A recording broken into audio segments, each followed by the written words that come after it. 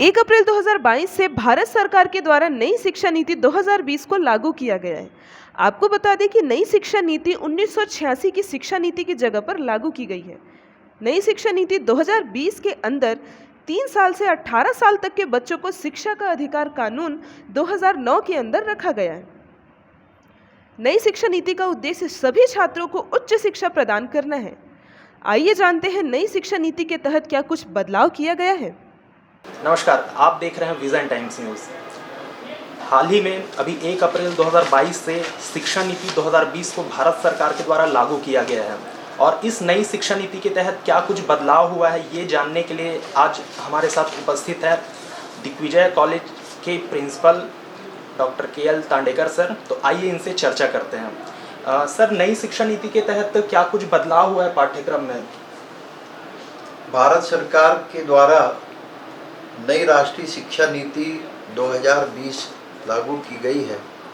जैसा आप सबको विदित है कि प्रथम राष्ट्रीय शिक्षा नीति 1968 में, द्वितीय राष्ट्रीय शिक्षा नीति 1986 में और तीसरी नई राष्ट्रीय शिक्षा नीति 2020 में घोषित की गई है।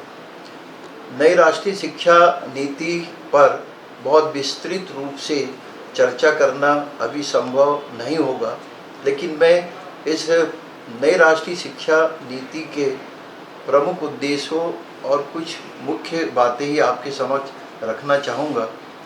इस शिक्षा नीति का मुख्य उद्देश्य है कि उच्च शिक्षा में GER अर्थात ग्रॉस एनरोलमेंट रेशो बढ़ाना है, जो वर्तमान में 26.3% है, उसे 50% तक 2030 तक ले जाना पहुंचाने का लक्ष्य है कि 2030 तक यह लक्ष्य 50% होगा। अर्थात इस नई नीति में 3.5 करोड़ और नई सीटें जोड़ने का लक्ष्य है। उस शिक्षा प्राप्त बेरोजगारों को रोजगार प्राप्ति के प्रतिशत में बढ़ोतरी हो, शोधपरक शोधमूलक अध्यापन से नवाचार और रचनात्मकता को बढ़ावा मिले, बहुविषयक सोच विकसित करना इसका प्रमुख तात्पर्य है, जिसे इस पाठ्यक्रम में रखा जाना निश्चित किया गया है। यदि कोई विद्यार्थी स्नातक कला संकाय में प्रवेश लेता है, परंतु यदि वह वाणिज्य या विज्ञान विषय का भी अध्ययन करना चाहे तो उसे वैकल्पिक रूप से ऐसे विषय में अध्ययन करने की सुविधा इस नीति के तहत है। और प्रमुख रूप से शिक्षा में नियमों की कठोरता को कम कर इसे जितना हो सके लचीला बनाया जाए। शिक्षा में मातृभाषा को प्रयोग कर सभी स्तर के लोगों को इस शिक्षा से जोड़ना और अभी जो वर्तमान में छत्तीसगढ़ शासन उच्च शिक्षा विभाग और विश्वविद्यालय के द्वारा इस नई शिक्षा नीति के परिपालन में प्रयास शुरू कर दिए गए हैं। त्रिवर्षीय व 4 वर्षीय स्नातक पाठ्यक्रम और 1 वर्षीय स्नातकोत्तर पाठ्यक्रम लागू किया जाना है। इन पाठ्यक्रमों में रोजगार मूलक विषय को जोड़ने की अनिवार्यता होगी।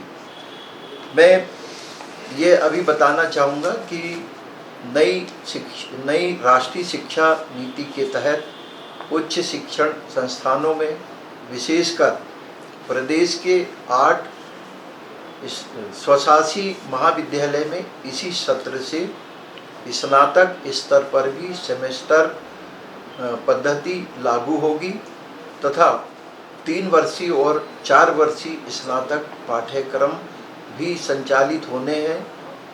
इन कक्षाओं के पाठ्यक्रम की संरचना विभागाध्यक्ष और संबंधित विषय के प्राध्यापक लगे हुए हैं, तो शीघ्र ही पाठ्यक्रम तैयार होने के बाद अनुमोदन उपरांत इसी सत्र से ये कक्षाएं प्रारंभ होगी।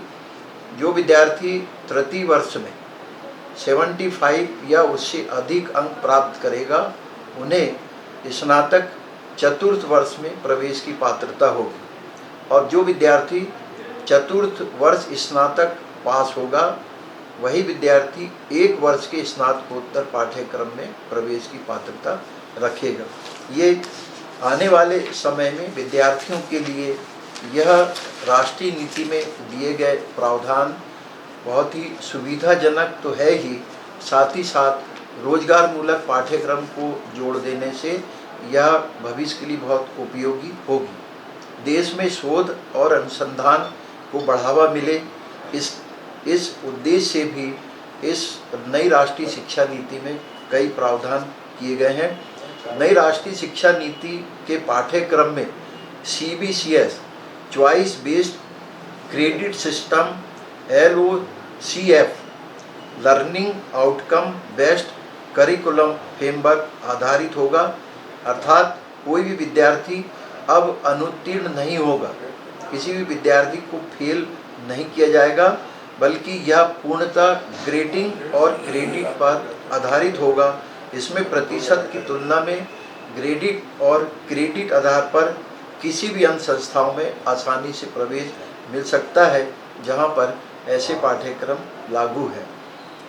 दिग्विजय महाविद्यालय में भी इस सत्र से नई राष्ट्रीय शिक्षा नीति के प्रावधान के तहत उच्च शिक्षा विभाग और विश्वविद्यालय के निर्देशानुसार इसी सत्र से हम पाठ्यक्रम में परिवर्तन करने जा रहे हैं। सर, जैसे कि एग्ज़ाम के पैटर्न में भी कुछ बदलाव होने वाला है, तो क्या कुछ नया रहेगा एग्ज़ाम के पैटर्न में?